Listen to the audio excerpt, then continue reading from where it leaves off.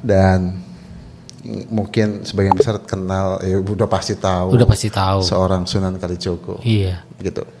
Dia pernah bilang begini, dia punya dasa pitutur, ada 10 arahan ya. Gue bilang 10 arahan. 10 arahan, dan yang arahannya nomor 1. Nomor 1. Itu urip iku urup. Urip itu iku urup. Itu selaras sama yang Kanjeng Nabi, Kanjeng Rasulullah Nabi Muhammad SAW itu mengatakan bahwa sebaik-baiknya manusia adalah manusia yang bermanfaat untuk orang lain. Itu the founding father Jawa. Bisa dibilang dianggap begitu ya, seorang Sunan Kalijogo itu mengatakan dari dasa pitutur itu yang pertama dikatakan adalah urip iku urup. Hidup itu harus menyala. Maksudnya menyala itu bisa menyinari, menerangi ya. Itu kalau dari bahasa alat dalam artian, cuman dalam artian ini ya itu bermanfaat untuk bagi orang lain, benar. Orang lain, bro. Pertama itu.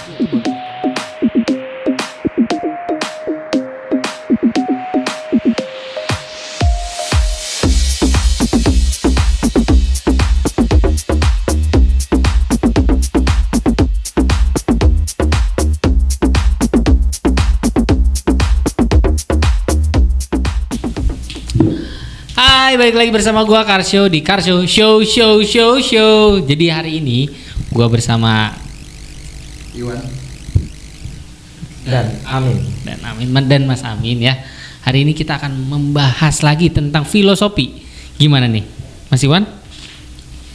Iya, kita hari ini rencanakan kita pengen lanjutin yang part pertama. Nah, yang part pertama itu? Part pertama yang itu waktu itu kita bahas sebaik-baiknya manusia adalah orang yang bermanfaat untuk orang lain. Nah, waktu itu filosofinya kan kita pakai, ya kita masih pakai filosofi Kanjeng Sunan Kalijaga, iya, mengenai dasa pitutur beliau, dan yang poin pertama kemarin adalah urip iku urup. Nah, buat teman-teman pasti udah nonton dong ya, Mas ya?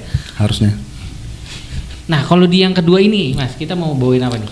Nah, untuk yang kedua, ya kan, untuk poin dasa pitutur Kanjeng Sunan Kalijaga, yaitu terkait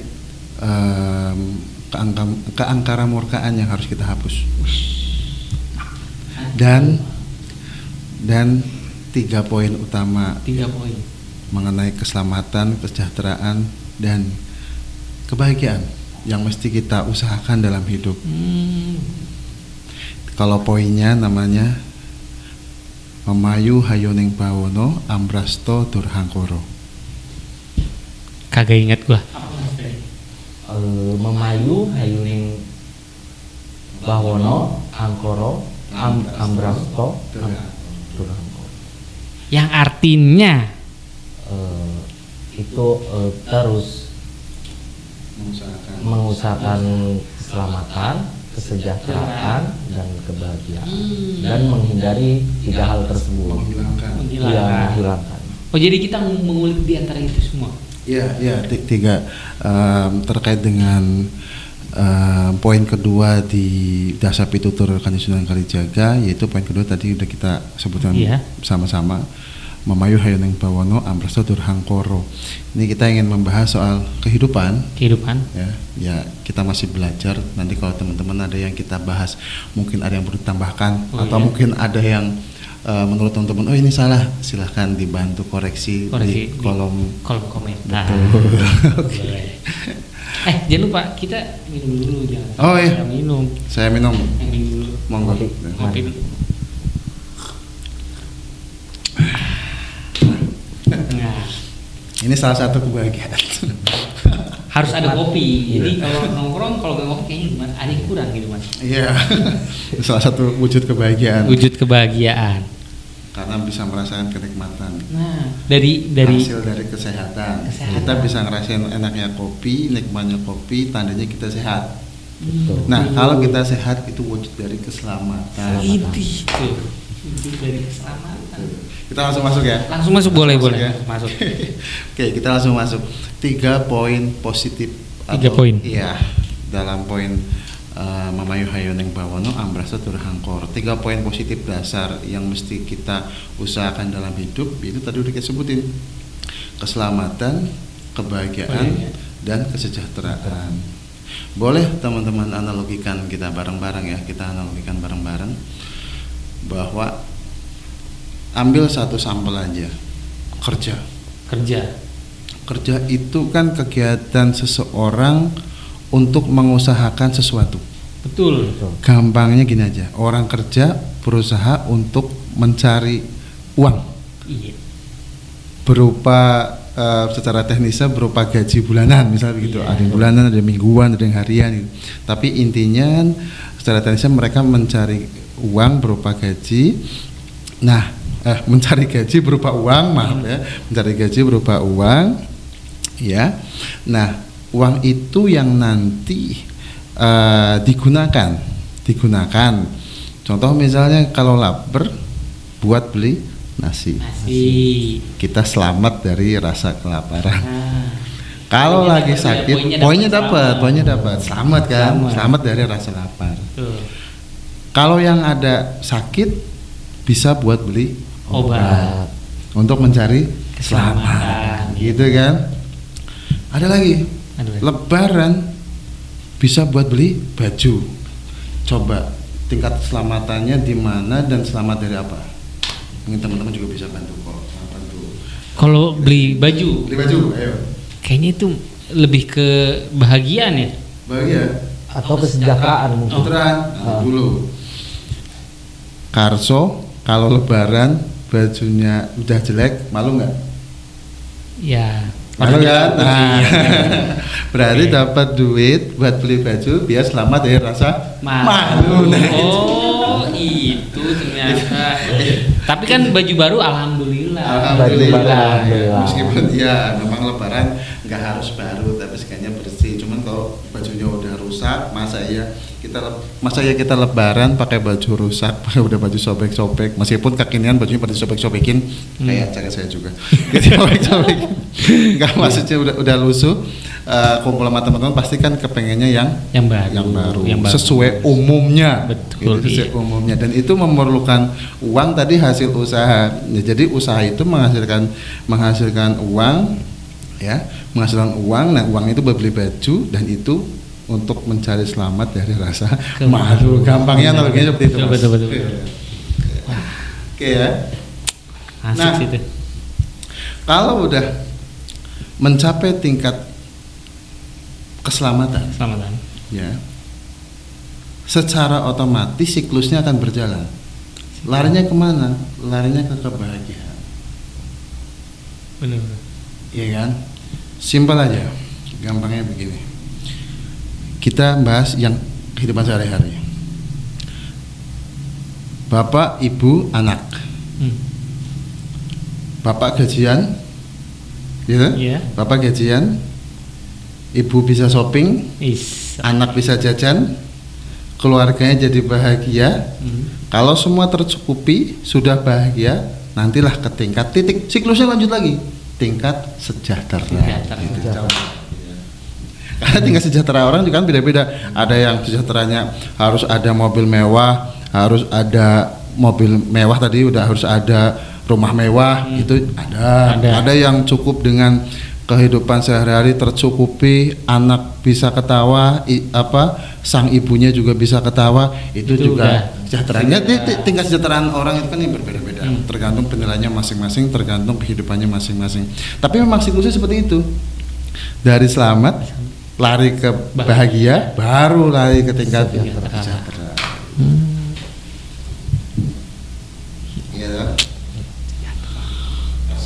Minum lagi. Saya belum sejahtera nih kayaknya. Tapi kan tergantung apa yang rasa syukurnya juga dong, Mas. Betul. Ya, bagaimana kita mensyukuri nikmat. Betul. Makanya kadang ada apa ya bahasanya, yang setiap kali orang tua, tanda kutip tua usia ataupun tua ilmu, gitu ya, itu mengatakan bahwa orang hidup itu harus banyak bersyukur. Karena itu salah satu tips untuk mempercepat kita ke titik sejahtera. Rasa syukur itu. Rasa syukur itu. Tadi kan saya bilang di awal bahwa tingkat kesejahteraan seseorang itu berbeda-beda, tergantung penilaian orang tersebut. Ada yang harus mobil dan rumah mewah, baru mereka merasa bahagia sehingga sejahtera. Ada yang cukup dengan kehidupan sehari-hari tercukupi, ya kan? Ada waktu banyak waktu bersama dengan keluarga. Itu juga udah masuk bahagia sehingga tingkat sejahtera, yaitu setiap orang masing-masing. Nah, kalau misal setiap orang punya rasa bersyukur, tipe kebahagiaannya itu akan cenderung menurun. Maksud saya menurun begini. Jadi nggak muluk-muluk yang tinggi-tinggi, yang kayak mewah-mewah gitu. Tapi sudah bahagia. Itu bisa seperti itu. Betul. Karena ada rasa syukur gitu loh. Ya. Sebahagia apakah dirimu? Berarti bahagiakan diri sendiri dulu termasuknya, Mas. Betul. Baru bisa membahagiakan orang lain. Jadi bersyukur itu, Mas. Share kebahagiaan. Share kebahagiaan. Nah. Share kebahagiaan. Kayak lanjut kayak yang kita di part 1 bahas. Kalau ngomong share kebahagiaan ya, urip iku uro. Berarti kita menebarkan kebaikan. Kadang orang bingung juga, menebarkan kebaikan itu maksudnya apa sih? Apakah harus menebar kebaikan itu harus menjadi orang yang super baik dulu? Oh enggak, menurut saya ya, enggak. Tanpa kita menjadi orang yang super baik, karena apa? Orang baik juga itu tergantung orang lain dalam menilainya, gitu kan? Ada yang seperti ini sudah dibilang baik, ada yang orang baik harus seperti itu. Jadi kalau kita bahannya begini, kalau kita dalam hidup itu hanya mengejar klaim orang lain terkait diri kita, kayaknya nggak bakal kecapai. Ngerti. Jadi berarti bukan kemauan orang lain ya.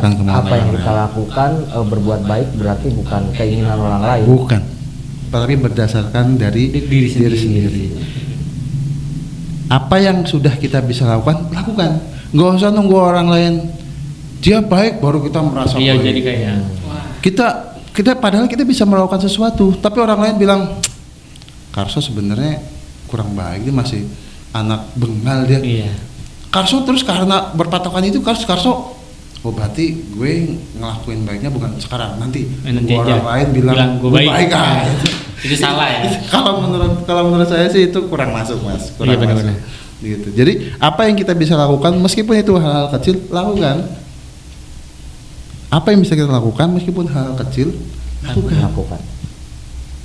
Analogi paling gampang begini. Kita dalam berbagi. Kan bermanfaat tuh, paling gampang analoginya ya. Berbagi itu kan analogi paling gampang kita analogikan terkait dengan berguna untuk orang lain. Kita berbagi. Jadi kita berbagi nggak nunggu punya uang 1 juta 2 juta. Kita punya 5.000. Kalau emang kita mau berbagi, ya berbagi aja. Kayak beli kopi terus beli barengan. Nah iya, ini saya dikasih kopi juga alhamdulillah kan. Iya, ini berbagi. Ini berbagi kebahagiaan nih. Berbagi kenikmatan jadi, juga. Karena nggak punya duit nih, udah ngopi aja bareng nih. Gitu. Bisa termasuk. Masuk. Jadi kurang lebih seperti itu. Berbagilah. Uripiku urip.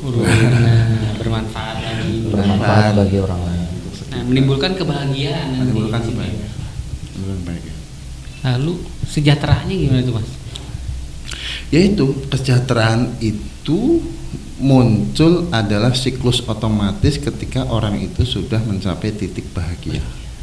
Dan titik bahagia itu bisa cepat tercapai ketika orang itu banyak-banyak bersyukur. Nah, buat teman-teman banyak-banyak bersyukur.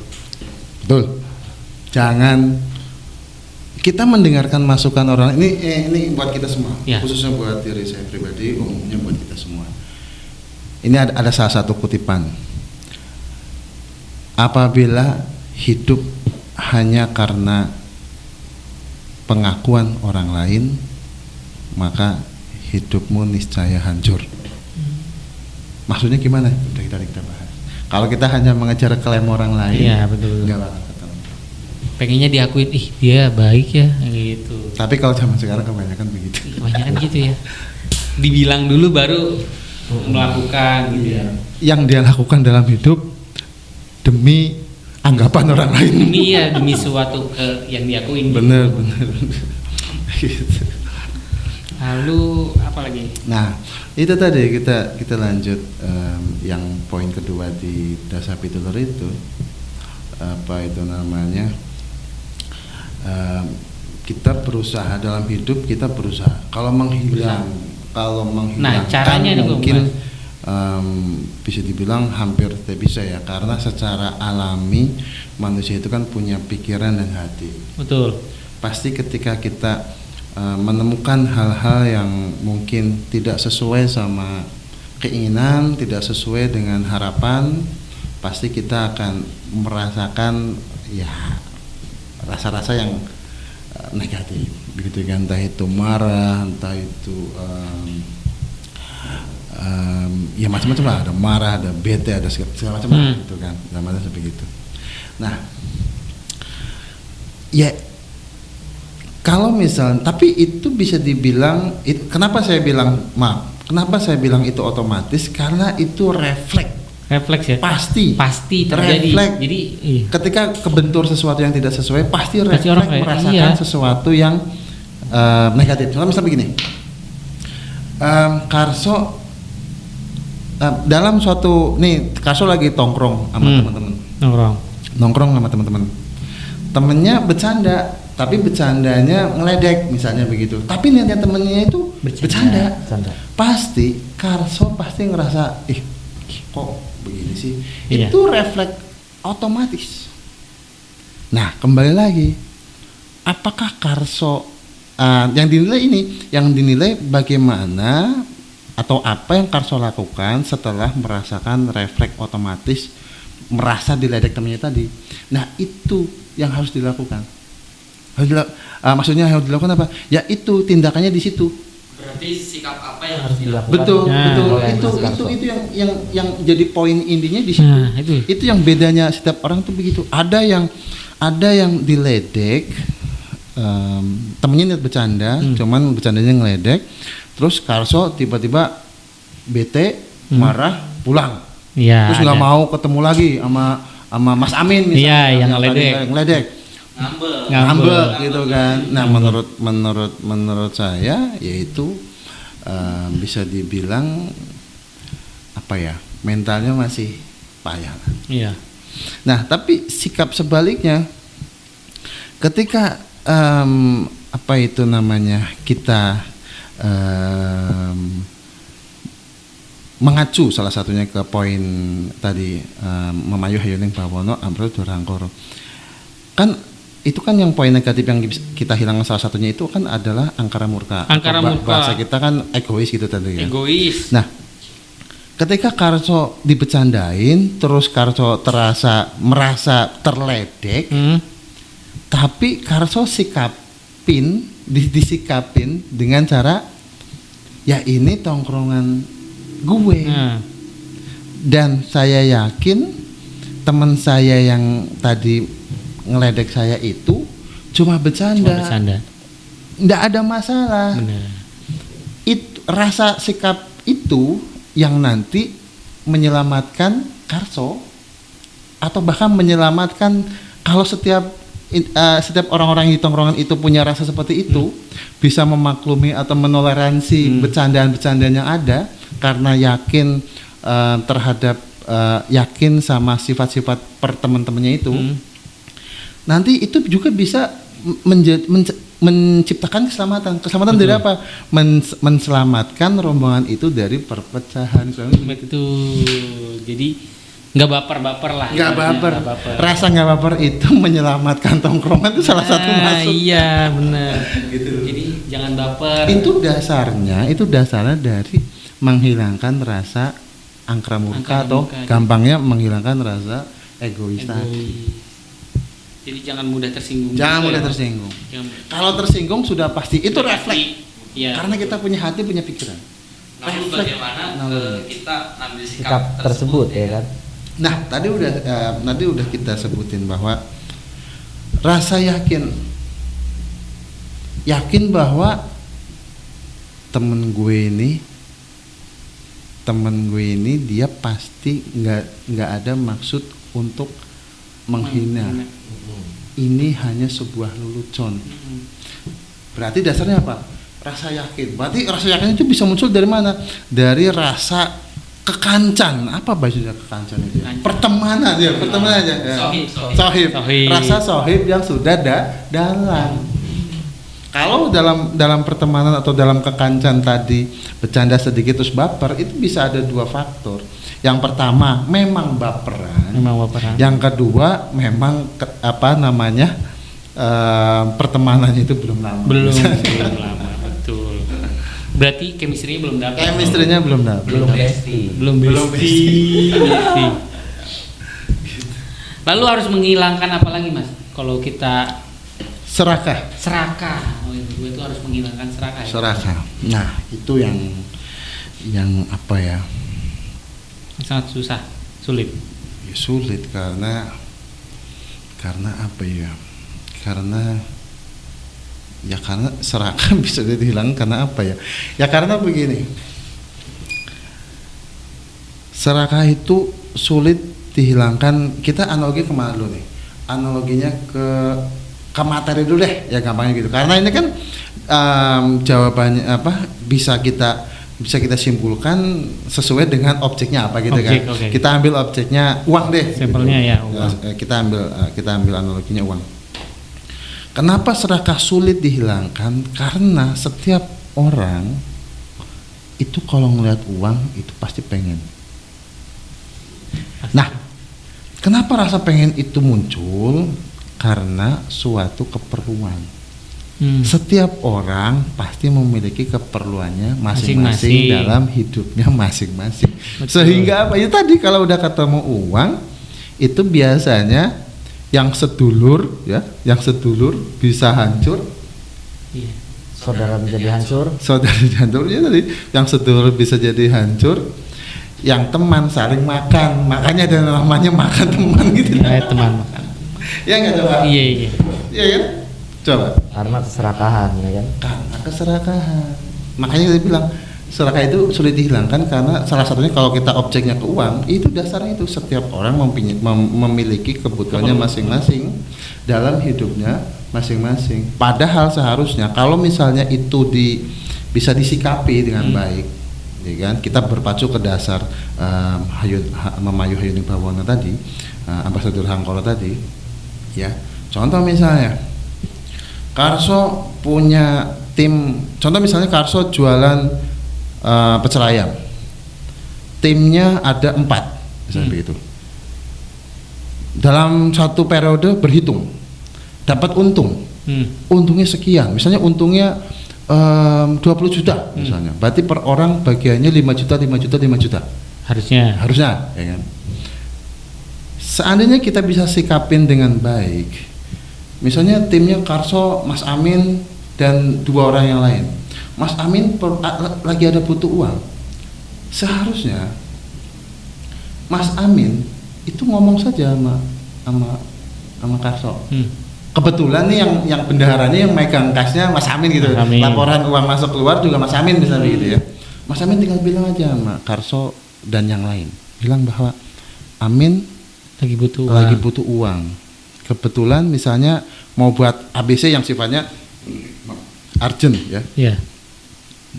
Seharusnya melakukan itu dan Mas Karso dan yang lain memaklumi karena udah bestie tadi, memaklumi, diberikanlah kalau perlu misalnya Mas Karso dan yang lain dapat 2 juta sisanya masuk ke Mas Amin buat kebutuhannya dia, nanti diganti di periode selanjutnya, kan beres masalah. Iya, daripada harus. Nah, yang jadi masalah tadi karena uang keluar masuknya Mas Amin yang pegang, uangnya Mas Amin pegang, ya kan? Wah, saya lagi ada perlu nih. Karso kayaknya nggak begitu merhatiin. Bukan nggak perlu banget. Karso nggak begitu merhatiin uang keuangan. Masuk deh, nggak keuangan deh. Ini teman ABCD juga nggak begitu perhatiin uang keuangan deh. Gue bilang aja lah, kita keuntungannya 15 juta. Sekali mungkin aman, tapi boleh dilihat nanti berjalannya waktu, ya itulah akan hancur. Dari situ timbul. Nggak mungkin cukup sekali. Nggak mungkin cukup sekali. Pasti ketagihan ya Mas. Iya, gitu. Keserakahan itu tadi. Nah, jadi harus dihilangkan yang seperti itu ya Mas. Betul. Ingat jangan serakah teman-teman. Oke. Sampai minum kabel aja, minum dulu kabelnya.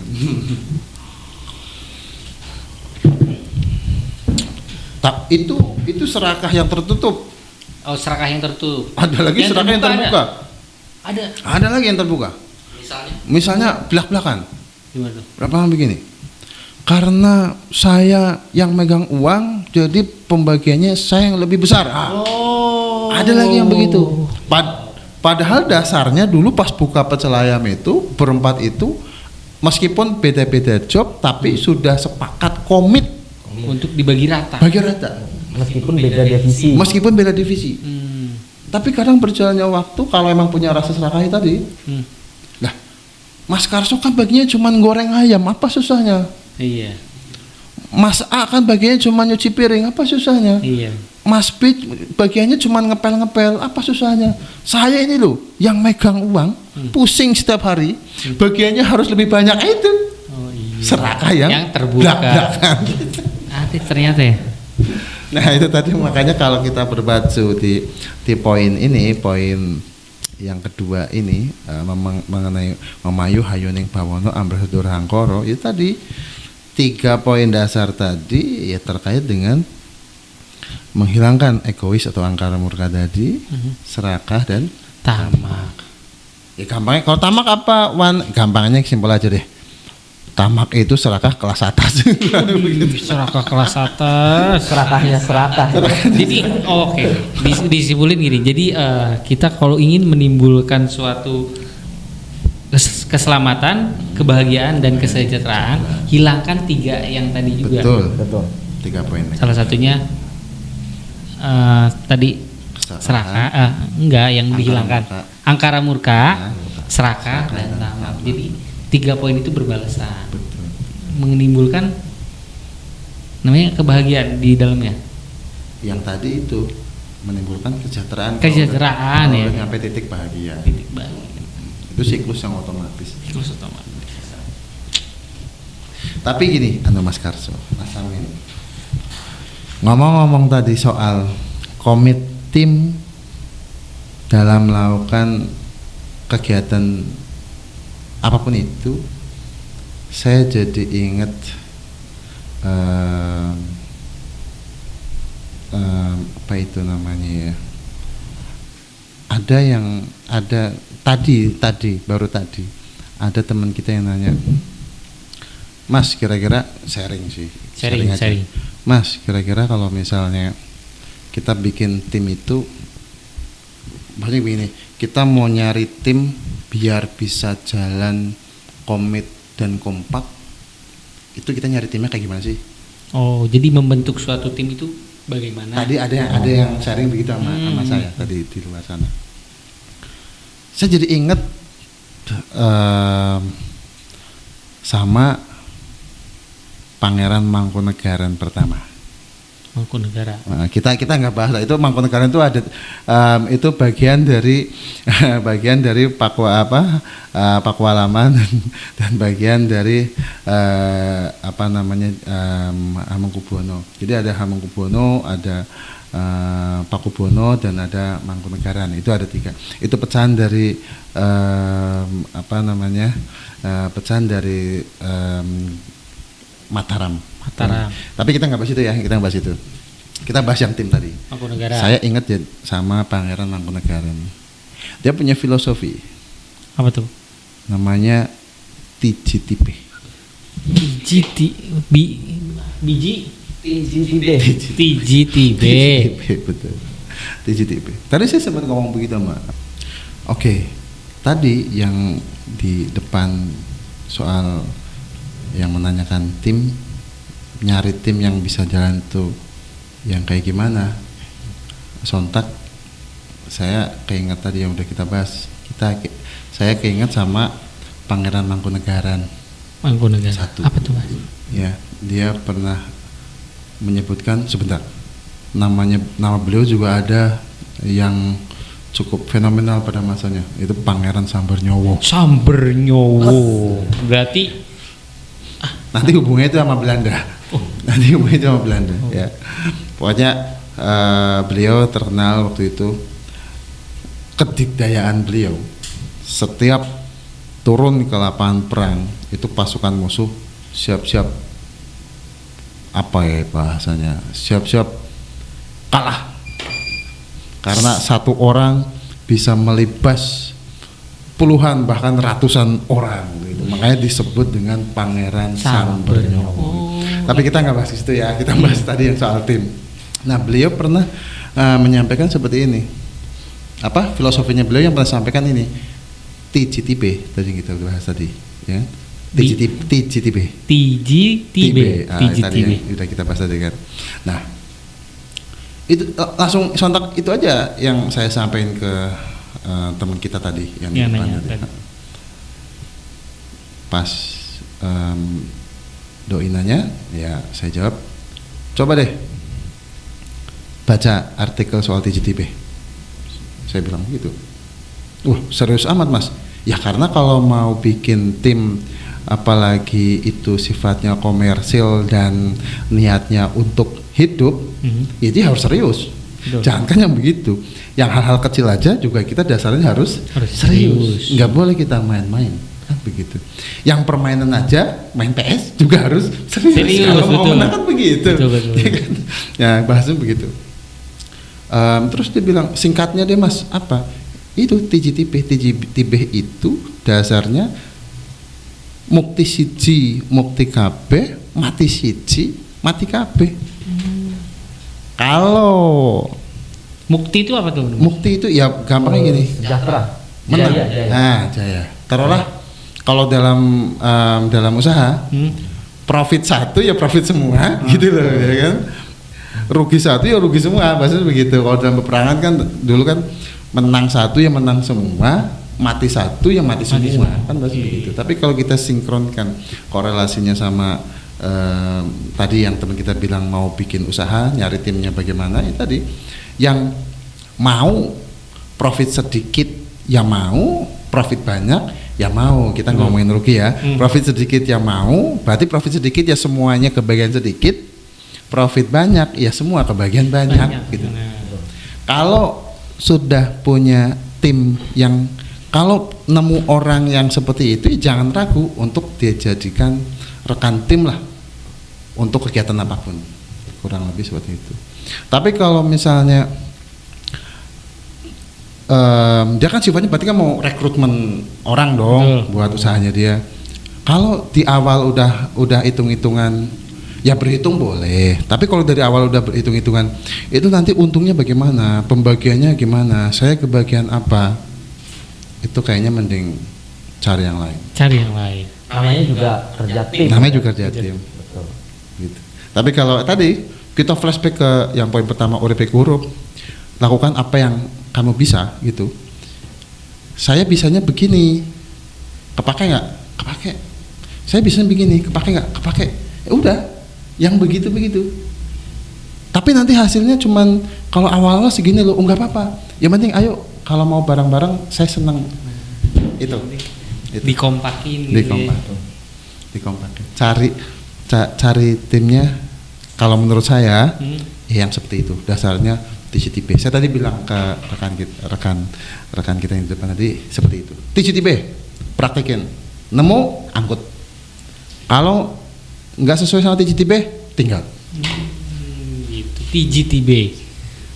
Oh, itu nanti kita mau bahas di Insya Allah rencananya nanti kita bahas di poin ketiga, part 3. Nanti soalnya disambung sama Mas Samin. Korelasinya terhadap sama kaum milenial. Oke, kesimpulan aja Mas Iwan buat hari ini yang tadi tuh dari keselamatan, kesejahteraan, kebahagiaan dulu. Baru kesejahteraan. Dan harus menghilangkan angkara murka. Betul. Terus ada serakah. Betul. Dan tamak. Nah, coba disimpulkan, Mas. Oke. Kesimpulannya adalah Jang Sunan Kalijaga mengajarkan kita untuk mengusahakan 3 poin utama dalam hidup. Salah satu 3 poin utama dalam hidup tadi mengenai mengusahakan keselamatan, kebahagiaan dan kesejahteraan, serta menghilangkan angkara murka, serakah dan tamak, karena itu adalah dasarnya hal-hal yang terjadi di kemudian hari, mungkin hal yang besar. Sebagai analogi, kalau kita ngomongin hal besar, peperangan antar bangsa bisa hanya karena hal kecil yang menurut orang kecil, yaitu terkait dengan angkara murka dan yang bisa bilang egois tadi. Dan kebersamaan, kesejahteraan suatu kelompok atau pribadi itu bisa diusahakan dari hal yang mungkin kata orang itu hal kecil, yaitu mencari keselamatan. Karena nanti di situ kalau ngomongin keselamatan, suatu usaha yang diliputi hasil, suatu kerja keras yang diliputi hasil, itulah keindahan, dan itu nanti yang akan kita temukan apabila kita komit dan continue sama yang kita kerjakan. Insya Allah di akhir kita akan menemukan yang disebut dengan keindahan. Oh, berujung dengan keindahan. Betul. Kita lakuin dari keselamatan, mengusahakan keselamatan, nanti ketemu kebahagiaan, lalu kesejahteraan, kemudian baru nanti kita menimbulkan keindahan dalam itu hidup. Dari kata-katanya siapa, Mas? Kalau untuk untuk keindahan dalam hidup, itu saya mengutip dari kata-katanya Cak Nun, Mbah Nun. Gimana tuh? Ya, itu tadi, dalam kehidupan itu jangan melihat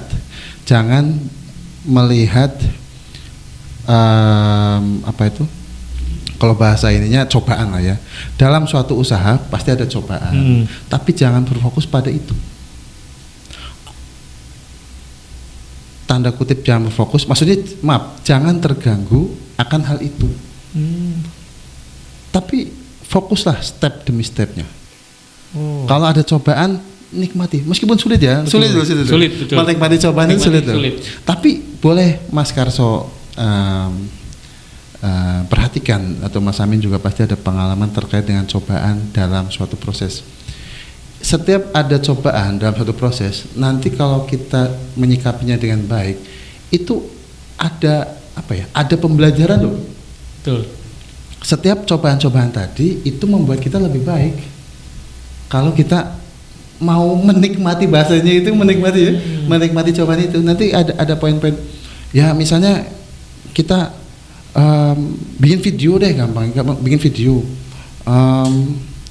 Mungkin dibilang orang jelek apa, tapi jangan kita langsung yaudah kalau jelek udahan aja deh, nggak usah bikin aja deh, selesai. Tapi kalau kita bilang kita sikapi, emang jeleknya di mana? Oh, kata orang jeleknya di sini, gitu kan. Itu yang disebut dengan menerima masukan. Bukan berarti kita itu tadi bilangnya katanya klaim orang lain, kita kita tidak peduli dengan klaim orang lain, bukan seperti itu. Kalau menerima masukan beda. Gitu kan, menerima masukan beda. Tapi kalau hidup demi klaim orang lain itu poin yang berbeda dengan menerima masukan. Betul. Perlu saya garis bawahi dulu. Nah, kritik yang membangun. Gitu. Nah, ketika kita menerima masukan orang lain itu, misalnya, itu bisa jadi perbaikan sehingga membuat kualitas, misalnya kita video ya, sehingga membuat kualitas kita lebih baik. Kualitas videonya jadi lebih bagus, kan bahasanya? Benar. Bahasanya seperti jadi itu. Kita sikapinya dengan kritik, maksudnya kritiknya menerima, bukan baper. Jangan malah, bukan menerima, gitu loh, menerima. Nah, nanti loh ya, nanti, kenapa dibilang keindahan? Karena hal-hal itu yang nanti akan jadi bahan bercandaan seseorang ketika sudah mencapai titik tanda kutip berhasil. Ketika kita sudah mencapai titik berhasil, nanti Mas Karso bakal ngobrol sama Mas Amin. Dulu kita bikin videonya begini ya gitu loh. Makanya dibilang keindahan. Dulu kita ya gitu. Jadi ya itu kenapa dibilang keindahan. Jadi dalam proses pasti ada cobaan. Dan cobaan itu jangan anti cobaan ataupun jangan patah karena cobaan. Justru cobaan itulah yang membangun seseorang untuk mencapai titik yang diidam-idamkan. Itulah keindahan. Itulah keindahan. Nah, buat teman-teman, ayo lakukan 3 hal tadi dan jangan lakukan yang 3 hal yang buruk tadi. Oke. Ada lagi mau disampaikan? Mungkin menurut saya untuk 3 hal buruk, ini pendapat saya aja. Oke, pendapat Mas Amin gimana Mas Amin? Hal buruk tersebut tadi bisa dikalahkan hanya dengan sikap bijak, iya, lembut hati dan sabar menurut saya.